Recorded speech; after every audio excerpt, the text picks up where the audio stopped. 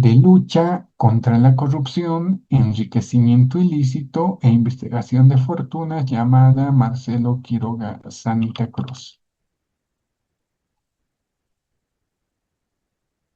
Ya hemos hablado del contexto de la responsabilidad penal y básicamente incurrimos en este tipo de responsabilidad cuando nuestros comportamientos, nuestras acciones u omisiones son tipificadas, son descritas, son calificadas como delitos por la norma penal.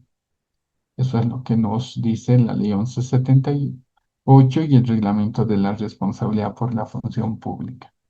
Pero obviamente, no se detiene a explicarnos qué debemos entender por delito y es esencial dar las características más puntuales para una práctica que vamos a hacer a continuación sobre la identificación de sus elementos o contenidos.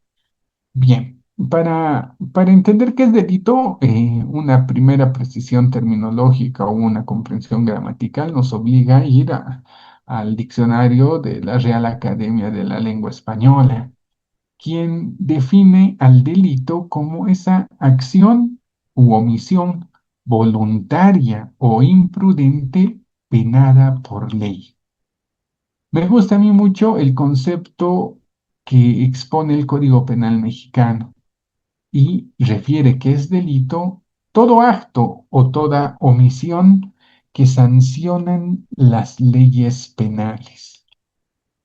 ¿Cuáles serán los elementos? Un delito para que pueda ser reconocido como tal necesita que se demuestren, se identifican, se describan los elementos que lo singularizan, los elementos que lo caracterizan. Y estos elementos son los siguientes: conducta, tipicidad, antijuricidad, imputabilidad, culpabilidad, condicionalidad objetiva y punibilidad. El, el auto supremo que tienen en pantalla describe el 235 del 27 de junio del 2002 y una definición más simplificada de lo que deberíamos entender por delito. Nos dice es una conjunción de una conducta típica, antijurídica y culpable. Sobre el primer elemento, nos dice, la primera de estas tres características, hablamos de la conducta típica, supone que la acción u omisión del hombre se subsume, se adecúa a un tipo legal, es decir, a la descripción de un delito en la norma penal. En otras palabras, se subsume en lo que se ha descrito previamente y en forma general en un modelo de comportamiento dentro del cual cabe el hecho realizado. Hablamos de conducta antijurídica cuando esta conducta lesiona o pone en peligro, sin una justificación válida, el interés jurídico que el legislador ha querido tutelar, resguardar, proteger mediante el tipo penal. Y por último, hablamos de la conducta culpable como tercer elemento de esta conjunción de comportamientos, cuando el comportamiento típico y antijurídico o típicamente antijurídico se ejecuta de forma dolosa, culposa, por lo que merece ser jurídicamente reprochado. Veamos brevemente también cuáles son estos elementos del delito. Hablamos de la conducta justamente cuando identificamos la acción u omisión en la que hemos incurrido. El segundo elemento de un delito va a ser la tipicidad, es decir, la forma en la cual se va a adecuar la conducta a la descripción del delito que se hace en el tipo penal.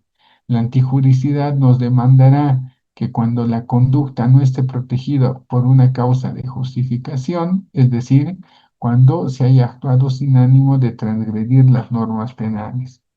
En lo que hace a la imputabilidad, está involucra demanda que una persona que haya incurrido en la descripción de este tipo penal, en este hecho prohibitivo, esté en condiciones de aceptar o realizar algo voluntariamente y entender, teniendo la capacidad mental y la edad biológica para desplegar esa decisión. ¿Desde qué edad de forma general somos imputables en Bolivia? Desde los 16 años. Cuando se da el otro elemento, el penúltimo, el de la culpabilidad, y qué involucra? Este elemento es un nexo, es una conexión intelectual y emocional que une al sujeto con su acto delictivo. Y por último, el último elemento del delito, la punibilidad demanda, exige el merecimiento de una pena por haberse cometido un delito. He tratado de identificar las descripciones más generales porque hoy por hoy el derecho penal en los elementos del delito tiene pues una descripción muy detallada, muy amplia y muy técnica que tal vez para una charla como la presente, en vez de ayudarnos, podría obstaculizar nuestra comprensión. Entonces veamos, si nosotros ya sabemos que un delito es la descripción de un comportamiento prohibido y penado por ley. Primero va a tener que identificar a quiénes van a poder cometer el delito. Y en este sentido, el derecho penal nos habla de dos elementos: los delitos propios y los delitos propios, cuando los mismos van a poder ser cometidos por cualquier persona porque no se necesita una singularización de la misma. Y por el contrario, los delitos propios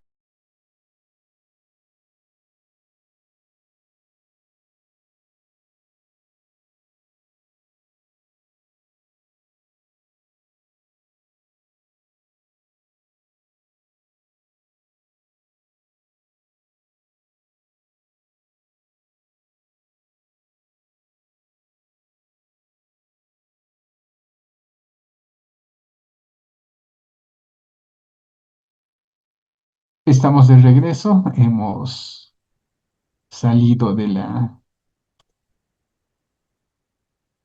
charla, pero bueno, ya estamos acá.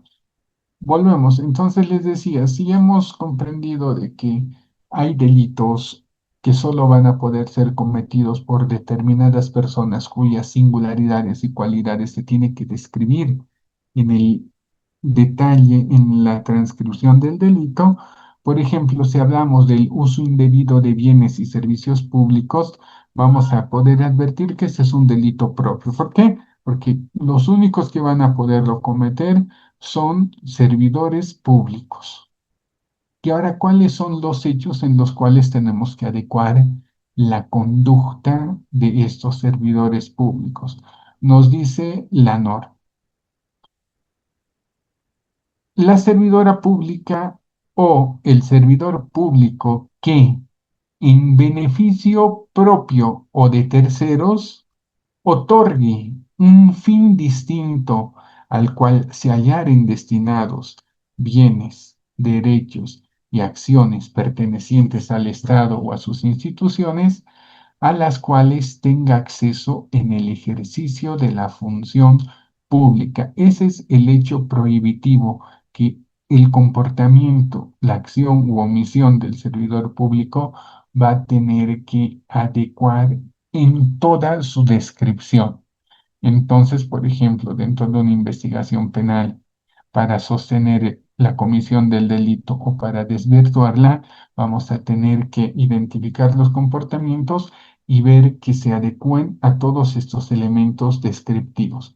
Por ejemplo, se tendrá que demostrar que un servidor público, primero, o una servidor pública, en beneficio propio o de terceros, haya otorgado un fin distinto al bien, derecho o acción al que tenga acceso en ejercicio de la función pública. Por ejemplo, si examinamos y decimos Juan Pérez, conductor y del vehículo del despacho del ministro X. ¿Es un servidor público? Sí, es un servidor público. Ha sido detenido cuando transportaba material de construcción para su vivienda en un día inhábil laboralmente hablando para el sector público, en un domingo, y haciendo este transporte de esta clase de materiales en el vehículo que se le ha asignado para el cumplimiento de sus funciones como conductor o chofer del ministro. Entonces, ¿le ha dado un fin distinto al bien que se le ha asignado? Sí, primer criterio. ¿Ha tenido acceso a este bien en el ejercicio de la función pública? Definitivamente, porque si no fuera conductor del ministerio, él no podría manejar el vehículo y no se le habría asignado el mismo. Entonces, miren, en este caso hemos logrado completar todos los elementos. En consecuencia, estaríamos advirtiendo la probable comisión de un delito. Se va a tener que llevar adelante un proceso de investigación, posteriormente un juicio oral y al último la conclusión de los medios de impugnación, un recurso de apelación o un recurso de casación para que se agoten las instancias y poder determinar en definitiva si este señor es responsable penalmente o no. Pero aquí viene una pregunta que normalmente eh,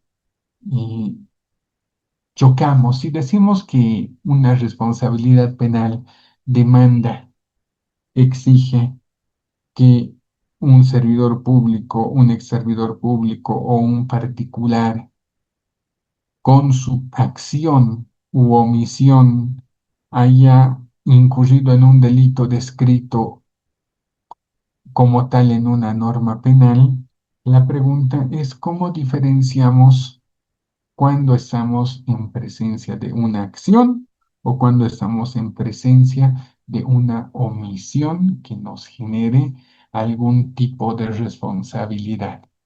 A ver, con la finalidad de ver si en el grupo tenemos claro este aspecto, invito a cualquiera de nuestros compañeros a que active su micrófono y nos explique. Cuando estamos en presencia de una acción que puede involucrarnos un tipo de responsabilidad, si quieren hablamos de responsabilidad penal y en particular de este delito, y cuando vamos a poder identificar haya sido una omisión. A ver, ¿quién nos da la mano? Porque si no partimos claramente con estos elementos, poco nos va a ayudar a abarcar más temas. ¿Cuándo incurro en responsabilidad penal por acción? ¿Cuándo incurro en responsabilidad penal por omisión? Les escucho. Ahora sí, es necesario que participemos porque de lo contrario, estos contenidos no nos van a beneficiar. ¿Quién se anima? Buenas noches, licenciado. Grover, buenas noches. Bueno, primeramente agradecer por compartir la experiencia y compartirnos en este curso, ¿no? Y en lo segundo, entiendo que viene la responsabilidad por omisión cuando no hacemos algo, ¿no? Estando en un puesto, en un cargo público, vemos que ocurre alguna irregularidad, pónganse que algún funcionario recibe algún soborno y de hecho nos quedamos sin hacer nada, tan solo ver el acto y bueno, eh, entiendo que eso es por omisión. Y por acción sería cuando el funcionario público va recibiendo algún soborno, ya está involucrado en el hecho, ¿no? Entiendo eso, licenciado. Gracias. Muchas gracias, Grover. A ver, ¿quién apoya a Grover? ¿Quién tiene otra posición? Cuando incurrimos en responsabilidad penal por acción? Cuando incurrimos en responsabilidad penal por omisión?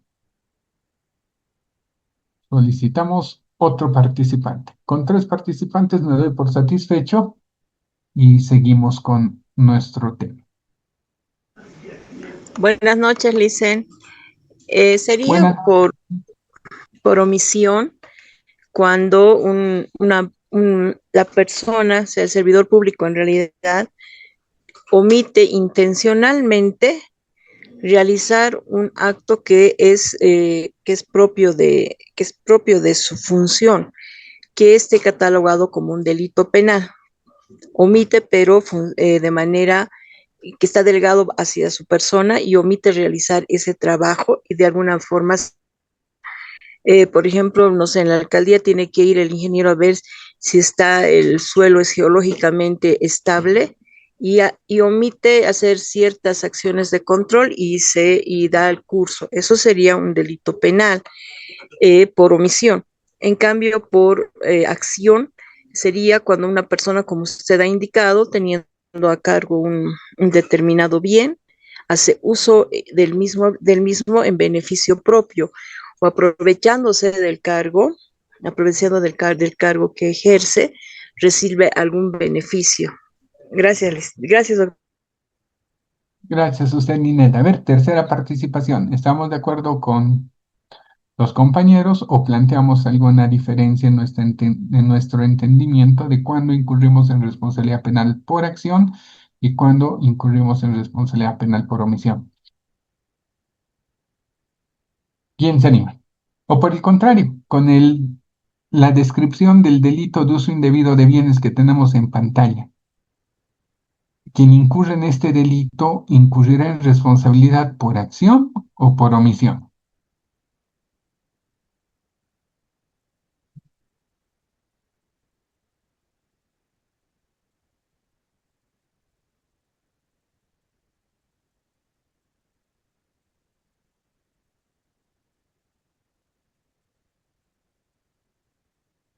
¿Quién se anima? Porque,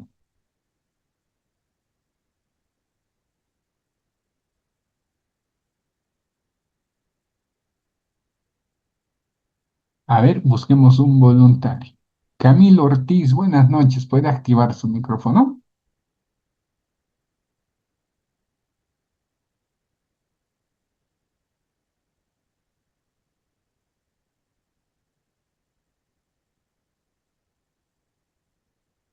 Janina Mendoza, buenas noches. Activa su micrófono, por favor. Charlemos un ratito.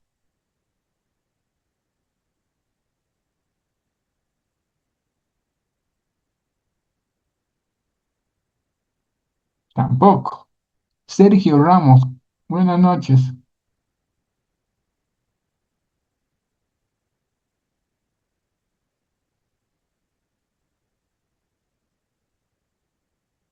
Álvaro Vázquez. Buenas noches, Vamos, ¿no? licenciado. ¿Cómo está Álvaro? Buenas noches. Tenemos en pantalla el delito de uso indebido de bienes y servicios públicos. Ninet y Grover nos han explicado su comprensión de cuándo estamos cuándo incurrimos en responsabilidad penal por acción y cuándo incurrimos en responsabilidad penal por omisión. Con el detalle del delito que tiene en pantalla, el servidor público, ¿cuándo comete este delito? ¿Por acción o lo hace por omisión? ¿Qué opina? Bueno, como bien me han explicado me antecedido, la acción, la responsabilidad penal por omisión es cuando uno tiene conocimiento de las funciones que tiene que realizar a sabiendas, no las realiza y esto causa un daño. Eso es efectivamente, es, genera esto la responsabilidad penal por omisión. En el caso de la responsabilidad por acción es cuando ya aquella persona, aquel funcionario público que tiene la obligación de responder ante cualquier acto, ¿no?, que realice que tenga que ver dentro del marco jurídico penal y esté penado. Ahora, en este caso del artículo 26, es que los servidores públicos o el servidor público en beneficio propio de terceros otorgue un fin destino al cual se hallaren los bienes, derechos y acciones pertenecientes al Estado a los cuales tenga acceso en el ejercicio de sus funciones públicas nacional. En esto es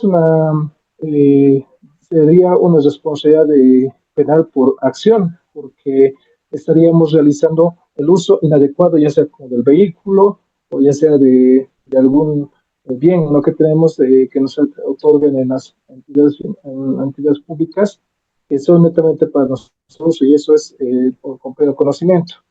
Entonces podría ser de una responsabilidad penal por acción. Gracias, Álvaro. A ver, ¿quién opina si este sería un delito en el que podemos incurrir por omisión? Pues estamos de acuerdo con Álvaro que es un delito en el cual podemos incurrir solo por acción. ¿Y cómo identificaría en la descripción del delito este elemento de manera práctica, de manera objetiva? Y esto nos va a servir para los siguientes delitos y lo van a poder practicar con todos los delitos de la ley 004 y las modificaciones que ha tenido. Dicen, el delito que está en pantalla sería un delito por acción, porque indica que otorgue. En ese momento ya el servidor público está realizando una acción de otorgar a un tercero o para él mismo el bien para funciones diferentes a los que fueran destinados. Ya, gracias, Ninet. Mira, estamos de acuerdo con Álvaro y con Ninet. Es un delito por acción.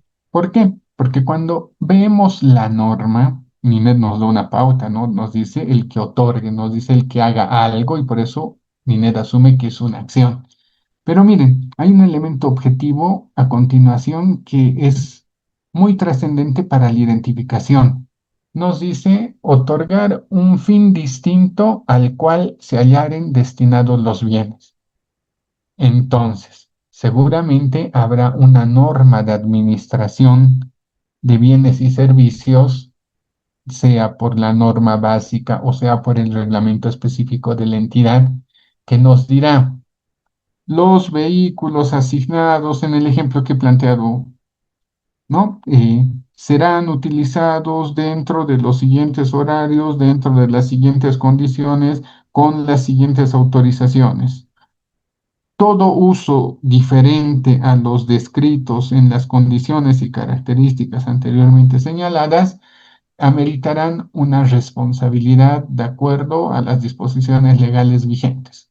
La mayoría de los instructivos en nuestras entidades tuviesen que tener ese tipo de redacción. Entonces, ¿cuál la obligación del servidor público o de la servidora pública que va a acceder a este servicio? Primero, a cumplir dentro de los mandatos y las disposiciones expresamente señaladas. Y cuando se aparta de esos mandatos, miren, la norma le prohíbe algo, no sacar los vehículos fuera de los horarios o en días inhábiles sin autorización. La norma me prohíbe, pese a eso, yo incurro en esa prohibición. Yo estoy cometiendo un delito por acción. Hago algo que está prohibido. Si la norma me prohíbe hacer algo y yo lo hago, estoy incurriendo en responsabilidad por acción. Y razonando en contrario, incurriré en responsabilidad por omisión cuando la norma me demande hacer algo y yo no lo haga. A ver, veamos, encontramos algo para ese otro supuesto.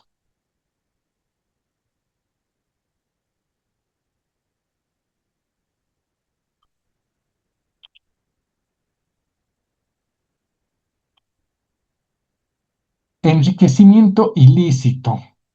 Señala este delito. La servidora pública o servidor público que hubiera incrementado desproporcionadamente su patrimonio respecto de sus ingresos legítimos y que no pueda ser justificado, será sancionado con la privación de libertad de 5 a 10 años, inhabilitación para el ejercicio de la función pública, multa de 200 hasta 500 días y el decomiso de los bienes obtenidos ilegalmente. hacemos la descripción. ¿Cuál es el comportamiento que me va a provocar la responsabilidad? ¿Quién se anima a explicarnos este delito que tenemos ahora en pantalla?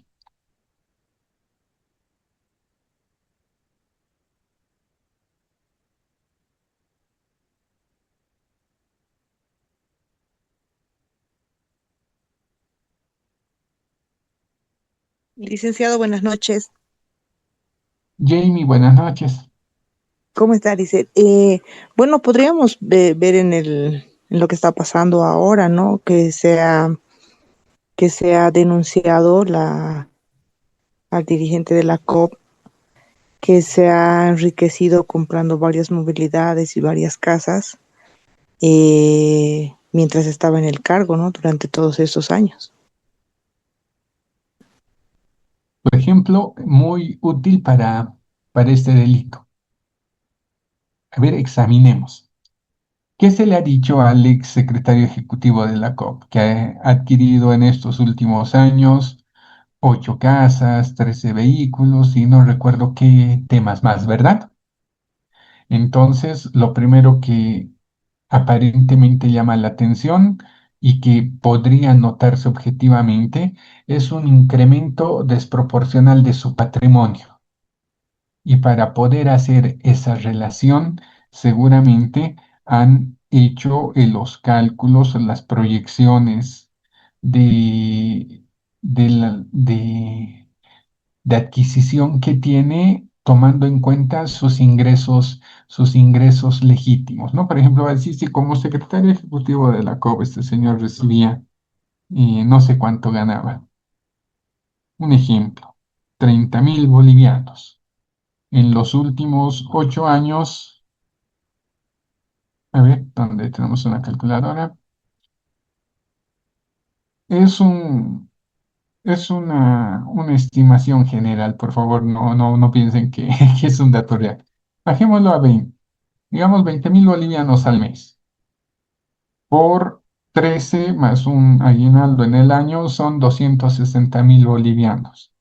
Por 8 años que he ejercido son 2.080.000 bolivianos. Dividido al tipo de cambio oficial, legítimamente por el conocimiento público que alguien que se encargaría solamente a una gestión sindical, su, su capacidad de disposición de recursos por todo el tiempo que él ha dirigido la COP sería 297.000 dólares. Redondeémoslo, 300.000 dólares. Con 300.000 dólares y tomando en cuenta que no se están descontando alimentación, transportes, responsabilidades educativas y todas las que las personas tenemos, podrá justificarse que ha adquirido toda esa cantidad de inmuebles y vehículos y dineros. Eso es seguramente lo que se va a discutir, pero tomando en cuenta de que uno siempre va a tener la posibilidad de defenderse, el mismo delito nos tenía que plantear una excepcionalidad. Y miren, eso es lo que va a causar seguramente mucha controversia y mucha discusión. La última parte del delito dice, y que no pueda ser justificado, porque no se olviden que ahorita seguramente se están haciendo el cálculo sobre el incremento desproporcional tomando en cuenta los ingresos legítimos conocidos. Pero en materia legal, la buena fe se presume y la mala fe hay que demostrar. En ese sentido, tendrá la posibilidad este señor de poder acreditar mediante los medios legales y probatorios respectivos de que ese incremento en su patrimonio es justificado. Les pongo una idea. Puedo decir, miren, en los últimos 3 años he ganado la Lotería de Nueva York, aquí están los comprobantes.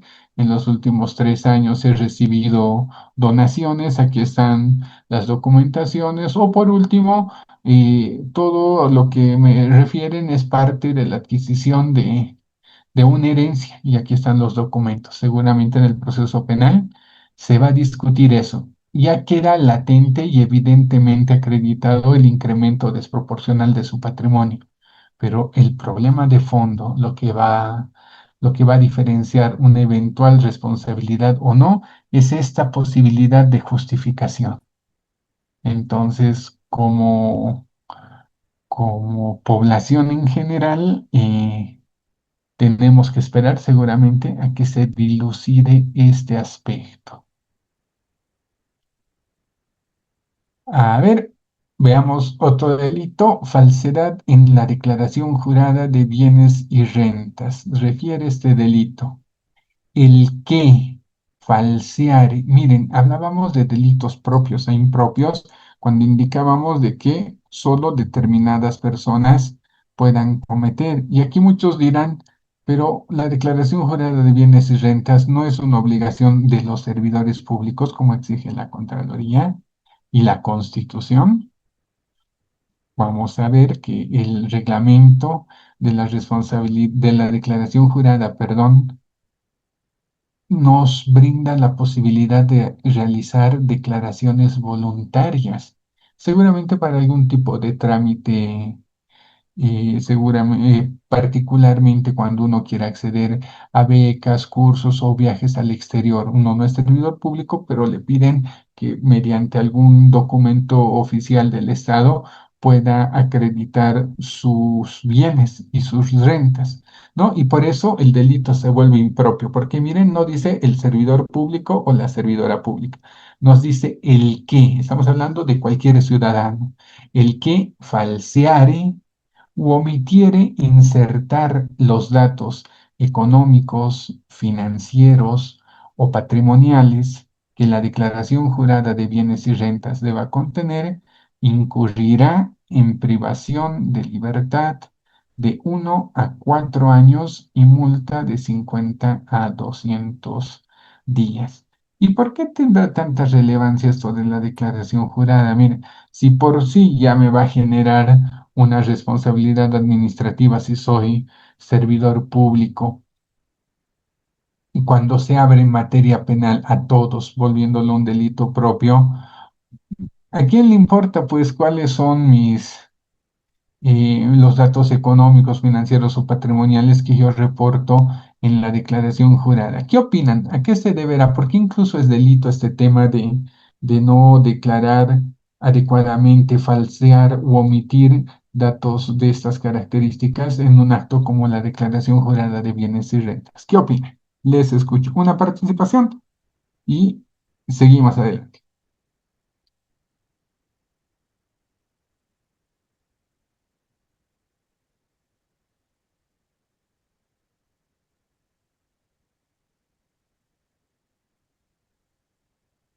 Camilo Ortiz está con nosotros. ¿Puede activar su micrófono?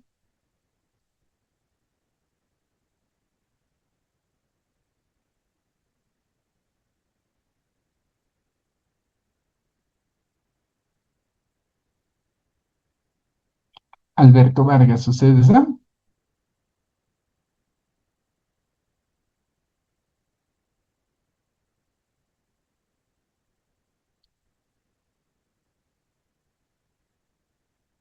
Ya, miren, les explico puntualmente. Aquí los compañeros me están indicando que tienen problemas. No se preocupe, Alberto.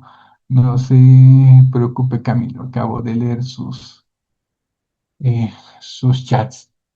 La declaración jurada es importante no solo como un acto formal, un error que cometemos desde que cuando comenzamos el servicio público o incluso ya en el desarrollo de nuestras actividades y llegamos al mes de nuestro cumpleaños, nos toca brindar la declaración jurada. Primero, como hemos visto hace dos charlas, la declaración jurada es una obligación de carácter constitucional que tenemos los servidores públicos. Y de acuerdo a la normativa que la regula, son 3 momentos o 3 periodos en los cuales tenemos que declarar los bienes y rentas que tenemos. El primero es antes de ejercer el cargo. Y el plazo que nos dan es incluso el primer día en el que estamos desempeñando funciones. El segundo caso en el que hay que declarar es anualmente durante nuestro mes de cumpleaños. Y por último, el tercer caso es cuando nos desvinculamos de una entidad pública y tenemos el plazo de 30 días concluida nuestra relación laboral con una entidad del sector público. Ese es el esquema, ese es el procedimiento, pero ¿por qué declaro? Porque por transparencia, los servidores públicos tenemos que demostrar que en el desempeño de nuestras funciones, pues no nos estamos favoreciendo de las mismas al calificar como delito a quien falseare, omitiere o insertare datos característicos en materia económica, financiera o patrimonial en su declaración jurada, va a cometer delitos porque hay un sistema de seguimiento y control a las declaraciones juradas con la finalidad de evitar delitos como el que hemos visto anteriormente, el enriquecimiento ilícito. Entonces, imagínense. Si yo, servidor público de municipal de hace 30 años, toda mi vida por simplicidad he ido a los cafés internet que hay alrededor de la Contraloría y he dejado que el, el que trabaja ahí me diga, no, no se preocupe, no es necesario poner más datos, si no tiene, hágalo de una vez, yo se lo hago, y no declaramos adecuadamente nuestros sueldos, salarios, beneficios sociales, consultorías o cualquier tipo de acceso que tengamos, muebles, inmuebles, usufructos, créditos o lo que sea. Cuando el Ministerio de Justicia lleve adelante un procedimiento denominado de verificación, nos encontraríamos ante la posibilidad de que se nos denuncie por estos delitos. ¿Por qué? Porque lo que se quiere es justamente eso, de que el servidor público sea el primero en demostrar que el ejercicio del cargo y de las funciones que desempeña no les está favoreciendo indebida o ilegalmente a incrementar su patrimonio. Esa es en esencia la naturaleza de todo el sistema de la declaración jurada de bienes y rentas que tenemos vigente en nuestro país. A ver, vayamos a otro delito. Estos delitos están dictados en la ley 004 o modificados al Código Penal por la ley 004. Hablamos ahora del uso indebido de influencias. Señala ese delito. La servidora o el servidor público o autoridad que directamente o por interpuesta persona y aprovechando de las funciones que ejerce o usando indebidamente de las influencias derivadas de las mismas, obtuviera ventajas o beneficios para sí o para un tercero, será sancionado con privación de libertad de 3 a 8 años y multa de 100 a 500 días. ¿Qué les parece? Nuevamente tenemos la identificación. ¿Quién comete el delito? Es un delito propio porque está restringido a determinado grupo de personas, a los servidores públicos o a las autoridades. Entendemos que es un servidor público de mayor jerarquía. Y va cerrando cabos, ¿no? Que dice que directamente, es decir, por actuación de él mismo o por la actuación de otra persona favoreciéndose de las funciones que debe cumplir o usando indebidamente las influencias que se deriven de las mismas, obtuviera ventajas o beneficios para sí o para un tercero. ¿Cómo se le sanciona? Privación de libertad de 3 a 8 años y multa de 100 a 500 días. Hay delitos que han ido cambiando su descripción y que de cierta manera han ayudado mucho a que se descongestione nuestro sistema penal. Uno de los delitos por el cual eran acusados casi el 90% de los servidores públicos era el del incumplimiento de deberes.